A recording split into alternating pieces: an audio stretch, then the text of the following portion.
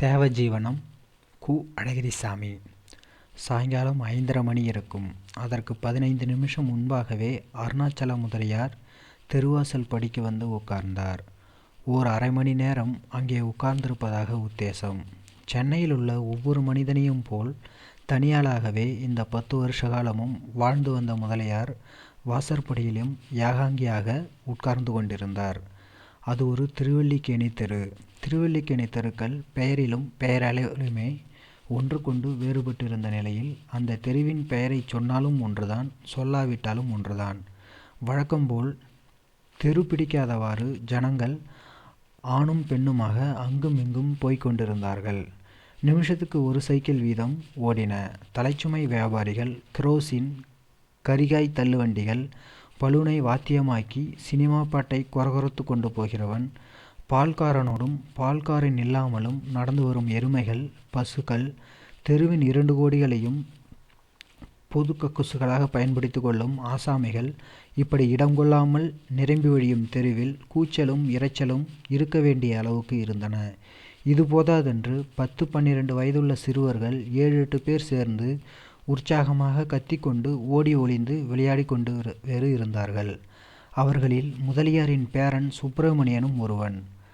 அவன் எங்கே கீழே விழுந்து விடுவானோ, உயரமான திண்ணையிலிருந்து குதித்து கையை முறித்து கொள்வானோ, எருமையின் காலடியிலோ டாக்ஸி சக்கரத்திலோ அகப்பட்டு கொள்வானோ என்று முதலியாருக்கு பலவிதமான பயம். அதனால் இடையிடையே, எலே சுப்பிரமணியம், மெல்லடா, அப்படியே விழுந்து ஓடுறியே, மாடு கீடு வந்து முட்டுனா என்னலே பண்ணுவ என்றோ, டே திண்ணையிலேருந்து குதிக்காதடா, எத்தனை தவா உனக்கு சொல்கிறது, விழுந்து ஒன்று கிடக்க ஒன்று ஆச்சுன்னா என்னடா பண்ணுறது என்றோ அவன் தமக்கு எதிரே அருகாமையில் ஓடும் சந்தர்ப்பங்களிலெல்லாம் சொல்லி எச்சரித்து கொண்டே இருந்தார். அவனோ இவருடைய எச்சரிக்கையை கொஞ்சமும் பொருட்படுத்தவில்லை. விளையாட்டிலேயே கவனமாக இருந்தான். இந்த காலத்து பயப்பிள்ளைக சொன்னால் கேட்குமா? அந்த காலமா? வீட்டில் பெரியவங்க கீச்சின கோட்டை தாண்டாமல் வளர்ந்த காலம் அது. இப்போத்தான் சின்னவன் பெரியவன் இல்லையே. இந்த ஊரிலே பொடிப்பைய கூட என்னை பார்த்து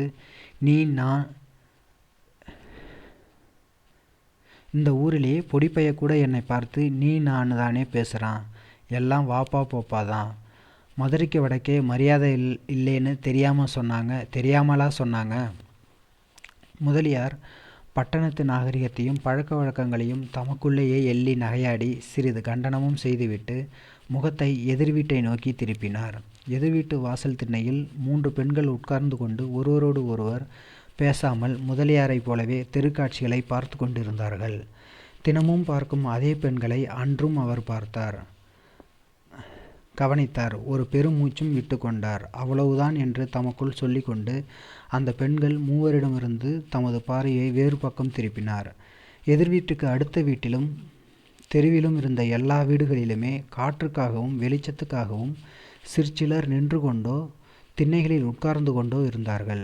சில வீடுகளில் தெருவாசல்களின் உட்புறத்து நடைபாதையில் நின்ற வண்ணம் சில பெண்கள் தலையை மட்டும் வெளியே நீட்டி கொண்டிருந்தார்கள். அந்த வீடுகளில் வெளியே வந்து உட்கார இடவசதி இல்லை. ஜனக்கூட்டம் பெருத்து போச்சு. இந்த சின்ன தெருவில் இத்தனை பேர் குடித்தனம். இந்த 30-40 கூட்டிலே ஆடு மாடுகள் மாதிரி அடைஞ்சு கிடக்க வேண்டியிருக்கு. ஆடு மாடாவது பட்டப்பகலில் காடுகரைக்கு மேய்ச்சலுக்கு போகும். இங்கே மனுஷனுக்கு கூட வீட்டை விட்டால் போக்கிடம் இல்லாமல் இருக்கு.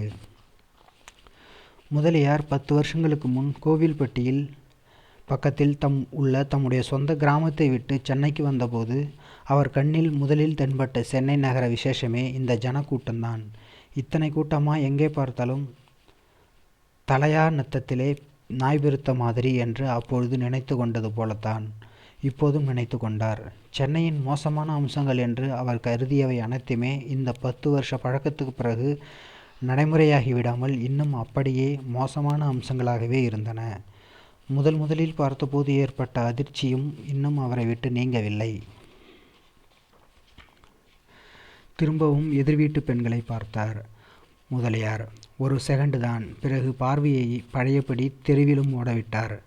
அவருக்கு முன்பாக 2 எருமைகள் எதேச்சையாக நடந்து போய் கொண்டிருந்தன.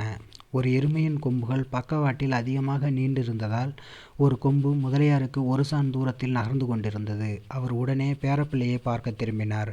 டே சுப்பிரமணியம், மாடு வருதுடா என்று ஒரு எச்சரிக்கை குரல் கொடுத்தார். பேரன் ஆபத்தில்லாத இடத்திலேயே ஒதுங்கி நிற்கிறான் என்பதை பார்த்து கொண்டு நிதானமாக எதிர் வரிசையில் 5-6 வீடுகள் தள்ளியிருக்கும் ஒரு வீட்டை பார்த்தார்.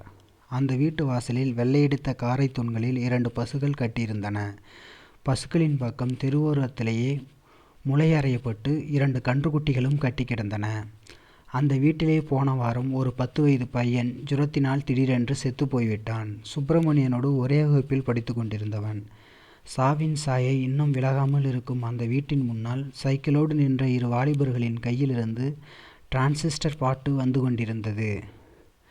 வாலிபர்களில் ஒருவன் அதற்கு பக்கத்து வீட்டைச் சேர்ந்தவன், வேறொருவன் எங்கிருந்தோ அவனை தேடி வந்திருக்கும் நண்பன். பெத்தவங்களுக்கு எப்படி இருக்கும்? கொஞ்சம் கூட இரக்கம் இல்லாமல் அங்கேயே நின்று ரேடியோவை போட்டு பாட்டு கேட்குறாங்களே. நம்ம ஊராக இருந்தால் இப்படி நடக்குமா? இப்படி எவனும் ரேடியோவை வச்சா மற்றவன் பார்த்துக்கிட்டு இருப்பானா? இந்த ஊரில் யாரை யார் தட்டி சொல்கிறா போல இருக்கு. அவனவனுக்கு அவனவன் ராஜா. பிச்சைக்காரன் கூட நிமிந்து நின்று சட்டம் பேசுகிறான். கைமாத்து வாங்குறதுக்கு வந்து பல்லிழிக்கிற பயல்களும் தான் ஏதாவது கூசுறாங்களா? கடன் வாங்கி கஞ்சி குடித்தாலும் நானே ராஜான்னு ராஜநடை நடக்கிறான். என்னை போல 60 வயசு கிழவன், அனுபவசாலியாக இருக்கப்பட்டவன் ஏதாவது புத்தி சொன்னால் நீ யாரையா கேட்குறதுக்கு, உன் வேலையை பாருன்னு எவனையுமே சொல்லுவான். ஊரிலே அந்த காலத்திலே நான் புளிய மரத்தில் ஏறி காய் பிடுங்கினா, எலே கீழே விழுந்தா உன் கதி என்ன ஆகும்லே, இறங்கிலே கீழேன்னு வழியில் போகிறவனெல்லாம் சொல்லுவான். புளிய விளாரை பிடுங்கி இடுப்பை சுற்றி 4 விலாசம் விளாசுவான். பெத்தவங்களும் இப்படி கண்டவகிட்ட சாத்தினாதான் இவனும் அடங்குவான்னு சொல்லுவாங்க. இந்த ஊரிலே ஒருவனுக்கு ஒருவன் புத்தி சொல்லிடக்கூடாது. அப்படி இருக்கு தர்பார். செருப்பாலை அடிக்க பட்டணமாம் பட்டணம். ஒருத்தனோட ஒருத்தன் ஒட்டாமல் தனிக்காட்டு ராஜாவாக வாழ்கிற ஊர் எங்கே உருப்படும்? ஆடு மாடு கூட சேர்ந்து தான் மேயுது. காக்கா கூட்டமும் ஒன்றாத்தான் உட்காந்து சாப்பிடுது. நாயை எடுத்துக்கையேன். ஒரு வீட்டுக்கு நாயாக இருந்தால் 10 நாய் இருந்தாலும் சண்டை போடாமல் ஒத்துமையாக இருக்குது. ஒரு வீட்டுக்குள்ளேயே 9 குடித்தனம், இன்னும் 9 சண்டை. குடித்தனத்திலே 9 பேர் இருந்தால் 9 கட்சி. சீச்சி சீச்சி. முதலியார் தலையை குனிந்து கொண்டு சிறிது நிந்தனை செய்தார். பாதி பேர் செத்தா தாராளமாக குடியிருக்கலாம். அரிசி பருப்பு தட்டில்லாமல் கிடைக்கணும் ஒவ்வொரு பையனும் நினைக்கிறப்போ இவங்களுக்குள்ள எப்படி சிநேகம் உண்டாகும்? ஒருத்தர் மேலே ஒருத்தன் எப்படி இறக்கப்படுவான்? நிமிர்ந்து எதிர் வீட்டு பெண்களை பார்த்தார். இவ்வளவு வயசாகியும் பெத்த தகப்பன் ஒரு கவலை இல்லாமல் இருக்கிறான். மூத்ததுக்கு 35 வயசாவது இருக்கும். பார்த்தா 40 மதிக்கிறா போல இருக்கு. தலையிலையும் பாதி நரைச்சாச்சு. அடுத்தவளுக்கு 25க்கு குறையாது. கடைசி பொண்ணுக்கு 1 வயது தான் குறைச்சலா. 24 மதிக்கலாம். 3க்கும் இன்னைக்கு வரையில் கல்யாணம் ஆகலை. அதை பற்றி பேச்சும் இல்லை. அப்பங்காரன் ஒத்த ரூமை வாடகைக்கு பிடிச்சி இந்த 3 பேரையும் போட்டு அடைச்சிக்கிட்டு தினமும் ஊர் சுத்த போயிடுறான். இந்த பெண்களோட ஆத்தாக்காரி மகராசி காலாகாலத்தில் போய் சேர்ந்துட்டா. இருந்து இந்த கன்றாவியை பார்க்காம அவள் சோத்துக்கு இல்லாமல் செத்தாலோ இல்லை இடைஞ்சலில் அகப்பட்டு மூச்சு முட்டி செத்தாலோ எப்படியோ போயாச்சு. அந்த வரைக்கும் க்ஷேமம்தான். நான் அந்நியன். கோவில்பட்டி காட்டிலிருந்து மகனோடு இருக்கலாம்னு பட்டணத்துக்கு வந்தவன். எனக்கு இதுகளை முன்ன பின்ன தெரியாது. எனக்கே இதுகளை பார்க்க பாவமாக இருக்குது. ஆனால் அப்பங்காரன் இப்போவும் 5 ரூபா கடன் கிடைச்சா குதிரை பந்தயத்துக்கு ஓடிக்கிட்டு இருக்கான். ஊரிலே கடன் வாங்காத இடம் பாக்கி இல்லையாம். ஆனால் பேச்சு எப்படி பேசுகிறான்? பெரிய ஹைகோர்ட் ஜட்ஜி தோற்று போயிடுவான். அந்த மாதிரி சட்டை பாயிண்ட் பேசுகிறான். அன்னைக்கு பழனியப்பன் முதலியாரின் மகன். பக்கத்து தெருவில் 10-12 வருஷங்களாக பெரிய மளிகை கடை நடத்தி வருபவன். அன்னைக்கு பழனியப்பன்கிட்ட 10 ரூபா கேட்க வந்தானே, எவ்வளவு தைரியமாக வந்தான். கடைசியில் சாமான் வாங்கி பாக்கி 60க்கு மேலே இருக்குது. ஆசாமி 3 மாதமாக தட்டுப்பட மாட்டாங்கிறானே. இவனை எப்படி பிடிச்சி மடக்கி கழுத்தில் துண்டை போட்டு பாக்கியை வசூல் பண்ணுறதுன்னு பழனியப்பன் சமயம் பார்த்து காத்துட்ருக்கிறப்போ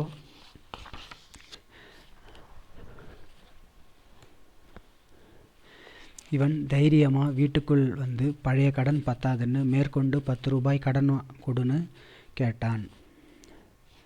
எல்லா கடனையும் ஒரே மாசத்துல தீர்த்துடுறதா வேற பீத்தினான்.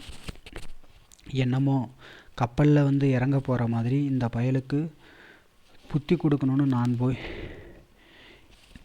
என்னய்யா இது நல்லா இருக்கான்னு கேட்டேன். நான் தான் ஒரு மாசத்துல பாக்கியே முழுக்க கொடுத்துட்றேன்னு சொல்கிறேனே, அப்புறம் என்ன? இன்னும் என்ன கேள்வி கேட்டான் அவன். பாக்கியை பற்றி நான் சொல்லலை ஐயா, அது உங்கள் பாடு, பழனியப்பன் பாடு. நான் சொல்ல வர்றது வேற சமாச்சாரம்னு சொல்லி இந்த பெண்களுக்கு எப்போ கல்யாணம் காட்சி பண்ணுறதா நினச்சிட்டு இருக்கீங்க? வயசு ஆனால் பத்தாதா கேட்டுவிட்டேன். அதுக்கும் அவன் என்னையே கேள்வி கேட்டு மடக்கிவிட்டான். கல்யாணம் பண்ணணும், எப்படி பண்ணுறது? பணம் வேண்டாமா? நானாவது 3 பெண்களை வச்சிட்ருக்கிறேன். 4-5 பெற்று வச்சுக்கிட்டு இருக்கிறவங்களே கட்டி கொடுக்க முடியாமல் தலையில் கையை வச்சுட்டு இருக்கிறாங்க. இந்த தெருவிலேயே அப்படி 7-8 வீடு இருக்குது. அதுக்கு எப்படி விதி இருக்கோ அப்படி தான் ஆகும். நம்ம செயலில் என்ன இருக்குது? நான் சொல்கிறதுக்கு என்ன சொல்லுங்கள்? சும்மா இருக்கீங்களேன்னு எனக்கு கேள்வி போட்டேன். பழனியப்பன் பணம் தர முடியாதுன்னு சொன்னதும் ஒரு நிமிஷம் நிற்காமல் ஓடி போயிட்டான். அதுக்கு எப்படி விதிச்சிருக்கோ அப்படித்தான் ஆகுமாம். எங்கே ஆகிறது? 40 வயதுக்கு மேலேயா? எதிர் வீட்டு பெண்கள் மூவரையும் ஓரக்கண்ணால் ஒரு பார்வை பார்த்தார். வேறு பெண்களாக இருந்தால் இந்த வயசு வரை இந்த பெருச்சாளி பொந்தே கெதின்னு கிடக்காதுகள். அப்பங்காரன் காலகாலத்திலே கல்யாணம் பண்ணி வைக்கலைன்னா எவனையாவது ஒரு கிழட்டு பயலையாவது பிடிச்சிக்கிட்டு ராவோடு ராவா ஓடி போயிடும். இல்லை, இதுகளை தேடியாவது எவனாவது ஒரு பயல் வந்து சேருவான். இதுகள் பாவம், எதுக்கும் லாய்க்கில்லாமல் கிடந்து புழுங்குதுகள். அப்படி அவனும் வந்துட்டா தான் என்ன? இங்கே உட்காரவே இடம் கிடையாது. 1க்கு 3 ஒத்த ரூம்பில் அடங்கி கிடக்கு. ஒருத்திக்கு தெரியாமல் ஒருத்தி அவனோட பேசக்கூட முடியாதே. எதிர் வீட்டு பெண்களின் பிரச்சனை நல்ல விதமாகவும் தீராமல் மோசமான விதத்திலும் தீர்வதற்கு வழியில்லாமல் இருப்பது முதலியாரின் மூளையை குழப்பியது. இப்படி எத்தனையோ நாட்கள் குழப்பியிருக்கிறது. திரும்ப திரும்ப கவலைப்பட்டு என்ன பிரயோஜனம் என்று சலித்து கொண்டு முகத்தை திருப்பி எதிர்வரிசை சுவர்களில் ஒட்டப்பட்டிருந்த குழப்பியிருந்த போஸ்டர்களை பார்த்தார். அவர் குறிப்பாக தேடிய அந்த போஸ்டர் அங்கேயே கிழிபடாமல் இருக்கிறதா என்று கவனித்தார். பச்சை எழுத்துகளில் அச்சாகி இருந்த அது அங்கேயே இருந்தது. 3 நாட்களுக்கு முன் 2 பையன்கள் வந்து அதை ஒட்டும்போது முதலியார் வாசல்படியில் நின்று பார்த்து கொண்டிருந்தார். ஒட்டி முடிந்ததும் இவர் தெருவை கடந்து போஸ்டருக்கு பக்கமாக போய் நின்று என்ன எழுதியிருக்கிறது என்று வாசித்து பார்த்தார். திருவல்லிக்கேணி ரங்கசாமி மடத்திலே 27/6/66 திங்கட்கிழமை மாலை 6:30 மணிக்கு சுவாமி பரமாத்மானந்தா அவர்கள் தேவஜீவனம் என்னும் பொருள் குறித்து உபன்யாசம் நிகழ்த்துவார்கள். அனைவரும் வருக. ரங்கசாமி மடம் அந்த தெருவுக்கு 3வது தெருவில் இருந்ததால் அந்த சொற்பொழிவிற்கு போக வேண்டும் என்று முதலியார் அப்பொழுதே தீர்மானித்து விட்டார். இப்போது போஸ்டரை பார்த்ததும் நேரம் ஆகியிருக்குமே, புறப்பட வேண்டியதுதான். சுப்பிரமணியம் பயல் எங்கே போயிட்டான்? அவனை பார்த்து இழுத்து கொண்டாந்து பாடம் படிக்க சொல்லிவிட்டு தான் போகணும் என்று திட்டம் போட்டுக்கொண்டு படியை வெட்டி எழுந்தார் முதலியார். பையன்கள் விளையாடும் இடத்தை நோக்கி நடந்தார். போகும்போதே பசுக்கள் கட்டி கிடக்கும் 4 நாட்களுக்கு முன் காலமான சுப்பிரமணியத்தின் பள்ளித்தோழனின் வீட்டை திரும்பி பார்த்தார். அந்த இடத்தில் ஒரே சேரும் சாயமுமாக இருந்தது. ஆபாசமும் துர்நாத்தம். இப்படி இருந்தா இந்த வீட்டிலே சீக்கு ஏன் வராது? அந்த பையன் இந்த 10 வயது வரையிலும் உயிரோடு இருந்ததே பெரிய காரியம்தான். அந்த பசுக்கள் அந்த வீட்டில் குடியிருக்கும் எந்த குடித்தனத்துக்கும் சொந்தமானவை அல்ல. அதற்கும் 2 வீடுகளுக்கு அப்பால் இருக்கும் ஒரு பால்காரனுக்கு சொந்தமானவை. அந்த கூட்டில்தான் தூண்கள் இருக்கின்றன என்ற காரணத்தால் பசுக்களை கொண்டு வந்து அங்கே கட்டி போட்டிருந்தான். நிரந்தரமாக அந்த இடத்தை இவன் தொழுவாக்கி விட்டான். மழைக்காலத்திலே பசுக்களை அவிழ்த்து அதே வீட்டின் குறுகலான வராந்தாவிலே ஒன்றன் பின் ஒன்றாக நிறுத்தி வைப்பான். சில வருஷங்களுக்கு முன் அந்த கூட்டுக்கு புதிதாக வந்து சேர்ந்த ஒரு குடித்தனக்காரர் பள்ளிக்கூட ஆசிரியர் அங்கே கொண்டு வந்து மாடுகளை கட்டக்கூடாது என்று ஆட்சேபித்தார். வீட்டில் கொசுக்கள் பெருத்து நோய் பரவும் என்றும் வீட்டில் உள்ள குழந்தை குட்டிகள் தெருவில் இறங்கினால் மாடுகள் முட்டிவிடும் என்றும் சொல்லி அவர் தடுத்தார். அதற்கு பால்காரன், அப்படின்னா வேறு வீட்டுக்கு போயேன், இங்கே ஏன் வந்த? பங்களா கட்டிக்கின்னு போகிறது தானே? வீட்டுக்காரரே ஒன்றும் சொல்லலை, நீ கொடக்கூலிக்கு வந்து இருந்துக்குன்னு திருவியே அதிகாரம் பண்ணுறியே, என்னான்னு நினச்சிக்கினே என்று மிரட்டலாக கேட்டான். இது அநியாயம் என்று குதித்த ஆசிரியர், என்ன மரியாதை இல்லாமல் பேசுகிற? தெருவே உனக்கு சொந்தமா? உன் மாடுகளை ஏன் கட்டுற என்று படபடத்தார். நீ யாரையா கேட்குறதுக்கு? இத்தனை குடித்தனக்காரங்க இருக்கிறப்போ உனக்கு மட்டும் என்ன வந்தது? வீட்டுக்கு சொந்தக்கார மாதிரி பேசுகிறியே. நான் எங்கேயும் கட்டுவேன், என் இஷ்டம். ஜாஸ்தியாக பேசுனா இங்கேயே ஆபாச வார்த்தையை சொல்லிவிட்டு தவடை பிஞ்சு போகும். வாத்தியாராம், பெரிய வாத்தியார் என்று இழிவாக பேசினான் பால்காரன். பக்கத்து வீட்டு குடித்தனக்காரர்களோ தெருவில் போன வேறு யாருமோ அவனை கண்டிக்கவில்லை, தடுத்து பேசவும் இல்லை. வாத்தியார் ஆவேசத்தை அடக்கி கொண்டு, இப்படி பேசாதே, கடவுள் ஒருத்தர் இருக்கிறார் என்கிறதை மறந்திடாதே, அநியாயமாக பேசினா அழிஞ்சு போயிடுவே என்றார். பால்காரன் கேட்க சகிக்காத ஆபாச வார்த்தைகளால் திட்டிக் கொண்டு வாத்தியாரை அடிக்கப் போய்விட்டான். அப்போது அவனை ஏதோ ஒரு விதத்தில் தடுத்து நிறுத்தியவன் அவனுடைய சிநேகிதனான மற்றொரு பால்காரன்தான். வாயா நீ, இருந்திருந்து இவனை போய் அடிக்க போறியே, அவன் என்ன மனுஷன், நாளைக்கே இந்த தெருவை விட்டு விரட்டினா போச்சு, அடிப்பானேன் என்று சொல்லி தன் சிநேகிதனை இழுத்து கொண்டு வந்தான். தெருவுக்கு வந்து 2 பேருமாக சேர்ந்து ஆசிரியரை திட்டிக்கொண்டே அப்பால் நகர்ந்தார்கள். இந்த செய்தி அன்றிரவு சுப்பிரமணியன் வாய்மொழி மூலம் முதலியாருக்கு தெரிய வந்தது. அப்போது அவர் மகன் பழனியப்பன், இந்த பயல்களோட சண்டையே வச்சிக்க கூடாது, என்னமும் பேசுவாங்க, என்னமும் செய்வாங்க, வாத்தியார் பாவம், உலகம் தெரியாதவர் என்றான். நல்ல உலகமடா, அயோக்கிய பய உலகம் என்று முதலியார் முத்தாய்ப்பு வைத்தார். அந்த வாத்தியார் மறுமாதமே அந்த வீட்டை காலி செய்து கொண்டு ஓடும்படி ஆகிவிட்டது. சில வருஷங்களுக்கு முன் நடந்த இந்த கதை இப்போது முதலியாருக்கு ஞாபகம் வந்தது. அப்போது வாத்தியாரை வீட்டை விட்டு விரட்டினாங்க, இப்போது இந்த 10 வயது பாலகனை உலகத்தை விட்டே விரட்டிட்டாங்க. இது ஊரா? ஒருத்தன் தட்டி கேட்கிறானா? பயந்து சாகிறாங்களே. நம்ம ஊரில் இது நடக்குமா? அக்கிரமக்கார பயல்கள் பேசுகிறதை கேட்டுக்கிட்டு இருப்பானா ஒருத்தன்? வேட்டை நாய் மாதிரி வந்து பாஞ்சிருக்க மாட்டானா? இந்த பயல்களோட சண்டையே வச்சுக்க கூடாதுன்னு பழனியப்பனும் வேற பேசுகிறான். அவனும் மெட்ராஸ்காரனாகிட்டான். வந்து 10 வருஷத்துக்கு மேலே ஆச்சுல. இவங்களோட சண்டை வச்சுக்க கூடாதுன்னா யோக்கியங்களோட தான் வச்சுக்கிடணுமா? முதலியார் பேரனை தேடிக்கொண்டு நடந்தார். விளையாடும் சிறுவர்களுக்கு நடுவில் அவனை காணவில்லை. எங்கே போய்விட்டான் என்று திகைத்து கொண்டு ஒரு சிறுவனை பார்த்து, சுப்பிரமணியன் எங்கடா என்று கேட்டார். அவன் தூரத்தில் கையை காட்டினான். 10-15 கூடுகள் தள்ளி 2 சிறுவர்கள் நின்று கொண்டிருப்பதை முதலியார் பார்த்தார். எலே சுப்பிரமணியம் என்று கூவினார். அவன் என்ன தாத்தா என்று கேட்டுக்கொண்டே ஓடி வந்தான். போய் பாடத்தை படியிலே, எவ்வளோ நேரம்தான் விளையாடுறது என்றார். கொஞ்சம் கழித்து வருவதாக சொல்லி விட்டு திரும்பி ஓடிய பேரனை இவர் பின்தொடர்ந்து சென்று விரட்டி பிடித்தார். அவனுக்கு புத்திமதிகள் சொல்லி கண்டும் வலது பக்க வரிசையில் உள்ள ஒவ்வொரு கூட்டையும் திரும்பி பார்த்து கொண்டும் வீட்டை நோக்கி வந்தார் முதலியார். ஒரு வீட்டின் தெருவாசலில் 2 இளம்பெண்கள் நின்றார்கள். யார் இவங்க? அப்போ இந்த சூதாடி பயல் சொன்ன மாதிரி இதுகளுக்கு கல்யாணம் ஆகலையா? பாவம், இதுகளுக்கு எப்போ விடிய போகுதோ, பணம் இல்லையாம். முதலியார் பேரப்பிள்ளையை வீட்டுக்கு கொண்டு வந்து பாடத்தை படி உட்கார்ந்து என்று சொல்லிவிட்டு ஒரு அங்கவஸ்திரத்தை எடுத்து போட்டுக்கொண்டு ரெங்கசாமி மடத்தை நோக்கி நடந்தார். தெருக்கோடியில் வழக்கம்போல் அங்கவஸ்திரத்தால் மூக்கை பொத்தி சுவாச பந்தனம் செய்தார். பொதுஜன கக்குஸ் கடந்ததும் துணியை எடுத்து தாராளமாக சுவாசித்து கொண்டார். வழியில் ஒரு ரிக்ஷா ஸ்டாண்ட், அதன் அருகே 2 நாய்களின் ஓடிப்பிடிக்கும் சரச விளையாட்டு. பெண் நாயை ஆண் நாயை துரத்துவதையும், அகப்பட்டு கொள்ளும்போது பெண் நாய் சீறி விழுவதையும், அதை லட்சியம் பண்ணாமல் ஆண் நாய் கருமமே கண்ணாக விடாமுயற்சி செய்வதையும் முதலியார் பார்த்தார். இது என்ன மாதம் என்று ஒரு கணம் யோசித்தார். ஊரிலே புரட்டாசி மாதம்னு சொல்லுவாங்க. சில ஊர்களிலே ஆடி மாதத்திலே கூட நாய்கள் இப்படி விரட்டிக்கிட்டே திரியும்னு சொல்லுவா.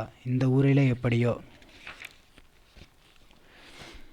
முதலியாருக்கு அப்போது தம்முடைய தெருவில் உள்ள கன்னிப்பெண்களின் ஞாபகம்தான் வந்தது. இங்கே ஆண் நாய் விரட்டுது, பொட்டை நாய் கிராக்கி பண்ணுது. அங்கே பொட்டைகள் ஏங்கி சாகுது. நாய் பண்ணுற கிராக்கியை மனுஷ பிறவி பண்ண முடியலையேன்னு. அப்போது நாய் வசதியா மனுஷன் வசதியா?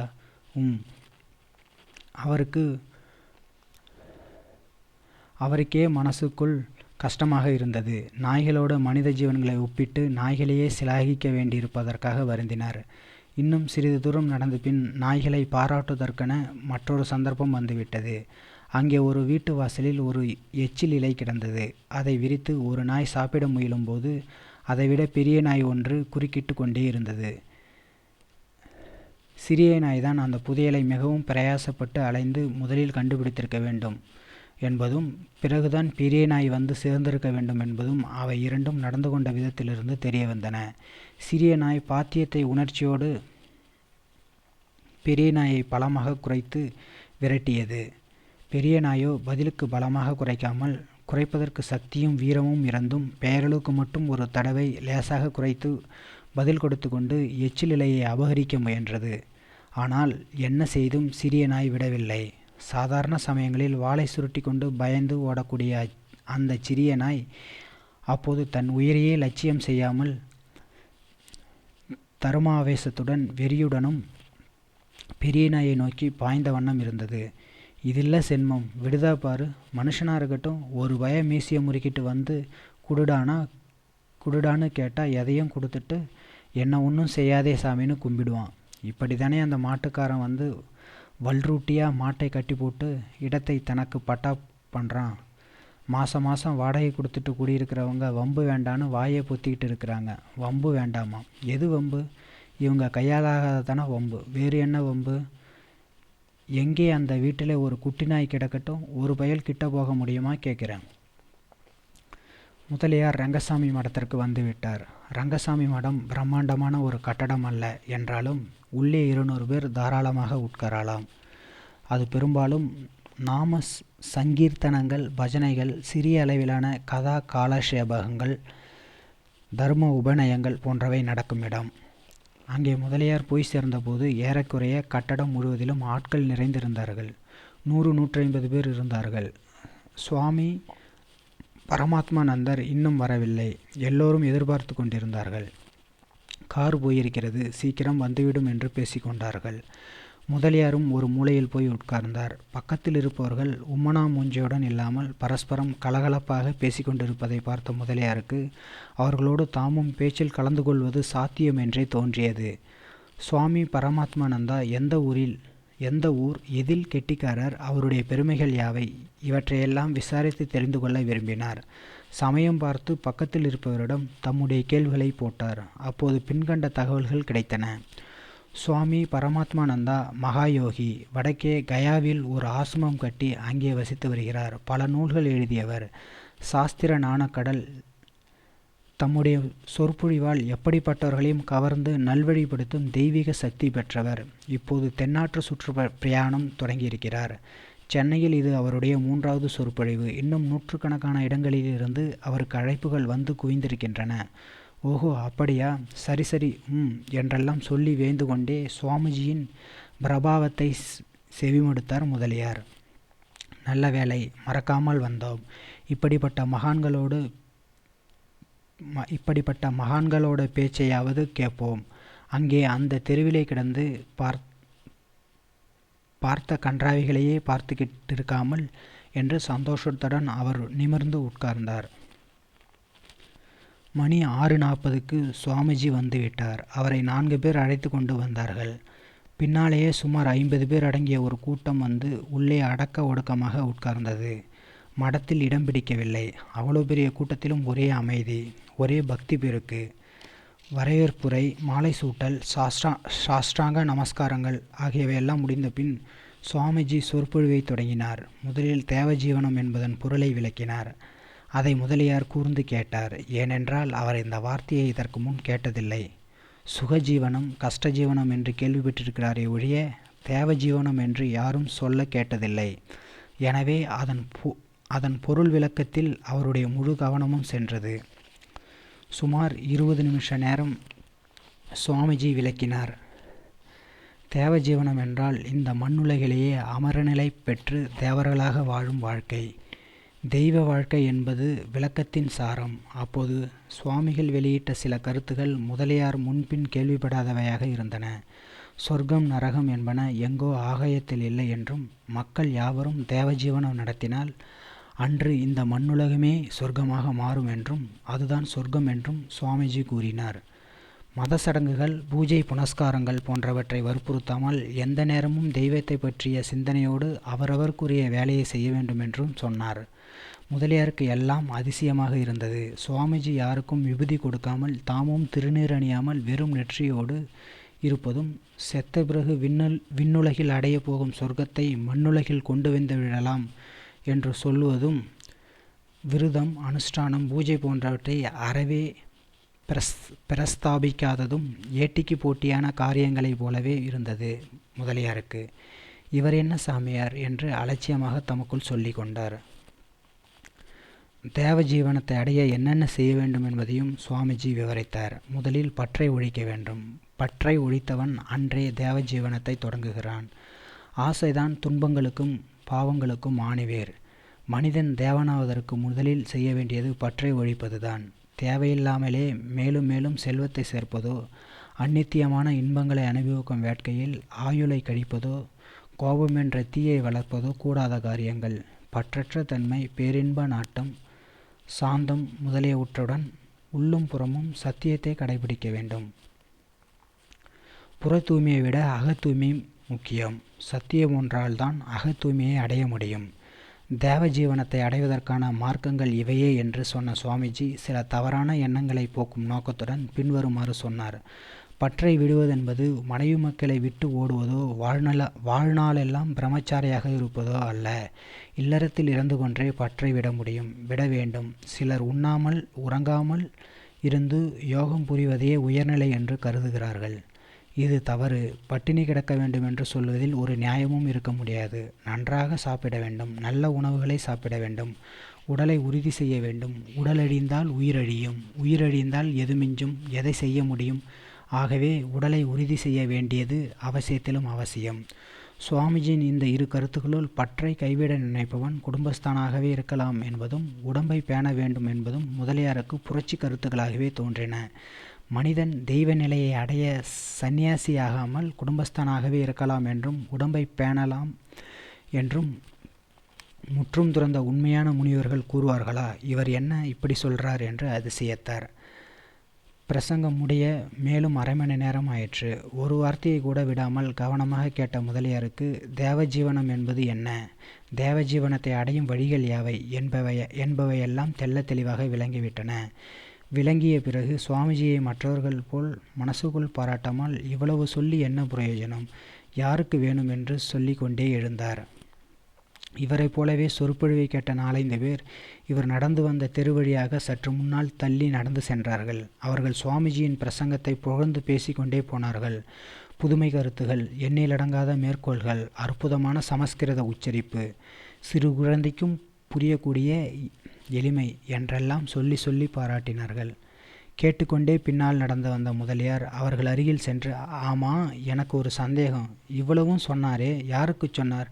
மனுஷனுக்குத்தானே சொன்னார் என்று ஒரு கேள்வியை போட்டார். யாரடா இந்த பைத்தியக்காரன் என்று எண்ணிக்கொண்டே திரும்பி பார்த்த அவர்கள், மனுஷனுக்கு சொல்லாமே மாட்டுக்கா சொன்னார் என்று கேட்டார்கள். ஐயா, நான் பட்டிக்காட்டுக்காரன், தெரியாம தான் கேட்குறேன், கோவிச்சிக்காதீங்க. மனுஷனுக்கு சொன்னார்னு தானே நானும் நினச்சேன். ஆனால் மனுஷன் எங்கே இருக்கிறான்? மனுஷன் இருந்தாலே இவ்வளவும் சொல்லணும், இவ்வளவும் கேட்கணும். மனுஷன் எங்கே இருக்கிறான் சொல்லுங்க என்று முதலியார் ஆணித்தரமாக கேட்கவும், அந்த ஆசாமிகள் அவரை வேடிக்கை பார்க்கும் நோக்கத்துடன் பேச்சை வளர்க்க முயன்றார்கள். மனுஷன் எங்கே இருக்கிறானா? யானை பார்க்க வெள்ளெழுத்துன்னு சொல்கிறீங்களே, மனுஷன் இல்லாத இடம் எது? வீட்டுக்கு வீடு அவன்தானே ஐயா இருக்கிறான். அப்படியா? 2 கால் இருந்தால் மனுஷன்னு நினச்சிட்டீங்க போல இருக்கு. சரிதான் ஐயா, நான் சொல்கிறேன், மனுஷனே ஊரில் கிடையாதுன்னு. இப்போது மனுஷன்னு சொல்லிக்கிட்டுறவன் எல்லாம். ஐயா, நான் சொல்கிறேன், மனுஷனே ஊரில் கிடையாதுன்னு. இப்போ மனுஷன்னு சொல்லிக்கிட்டுக்கிறவன் எல்லாம் மிருகம், அப்படித்தானே என்று ஒரு ஆசாமி கிண்டலாக கேட்டான். என்னது மிருகமா? மிருகமாக இருந்தால் தான் லேசாக மனுஷனாயிரலாமே. இந்த செத்த செவங்களை மிருகன்னு சொல்ல முடியுமா? எந்த மிருகமாவது சோத்துக்கு திண்டாடுமா, காற்றுக்கு திண்டாடுமா, வெளிச்சத்துக்கு திண்டாடுமா, ஜோடி கிடைக்காம திண்டாடுமா? காட்டில் எங்கேயாவது புலி பட்டினி கிடந்திருக்கா ஐயா? கேள்விப்பட்டிருக்கிறீர்களா? அநியாயமாக வந்து ஒரு நாய் கடிச்சு பிடுங்குற போது அடங்கி உடங்கி கொடுத்துக்கிட்டு இருக்கிற வேறொரு நாயை பார்த்திருக்கிறீர்களா? போட்டு பேசுகிறீர்களே. மிருகமாக இருந்தால் தான் இப்போ இருக்கப்பட்டவன் முக்கால் மனுஷனாக இருக்குவானே. இவன் நாயிலும் நரியிலும் கேடுகட்டு போய் பிழைக்கிறான். இவன் மனுஷனாம். இவங்களுக்கு பற்று கூடாதுன்னு சுவாமிஜி உபதேசம் பண்ணுறார். எவங்கிட்ட பற்று இருக்குது? உடம்பிலே 10 தான் இருக்குது. சொரிஞ்சி மாளலை. வயிற்ற ரொப்பினா போதும். புருஷன்னு ஒரு சண்டி சப்பானையாவது கிடைச்சா போதும். வீடுன்னு ஒரு எலிவலை கிடைச்சாலே அதிட்டம். எவங்கிட்ட இம்சைப்பட்டாலும் எவங்கிட்ட அவமானப்பட்டாலும் உசுரோடு இருந்தால் போதும்னு நினைக்கிறது பற்றா இல்லை பேராசையா? அற்ப ஆசை கூட நமக்கு நிறைவேற போகிறது இல்லைன்னு தெரிஞ்சு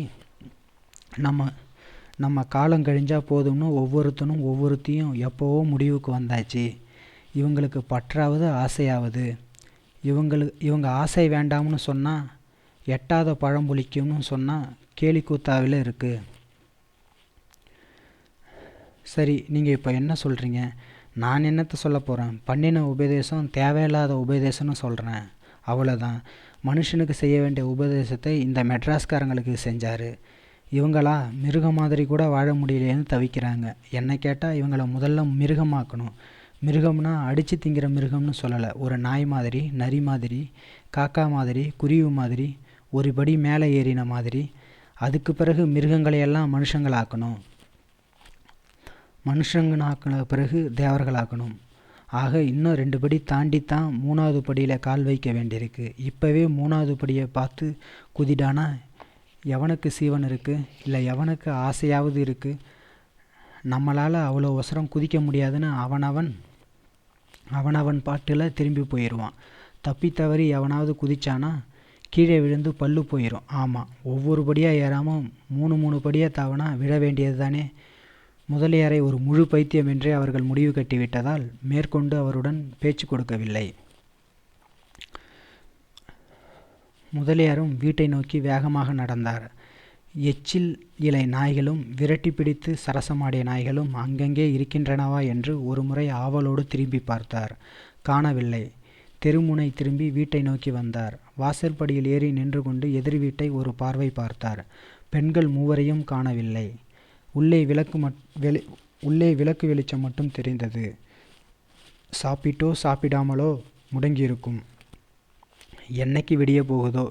ஊருக்குள்ளே என்னடானா தேவஜீவனம் பற்றி பிரசங்கம் நடக்கு. மிருக ஜீவனத்துக்கு லொண்டா அடிக்கிறப்போ என்று சொல்லிக்கொண்டும் கண்டனத்தை தெரிவித்து கொண்டும் கதவை தள்ளி கொண்டு உள்ளே போனார் முதலியார்.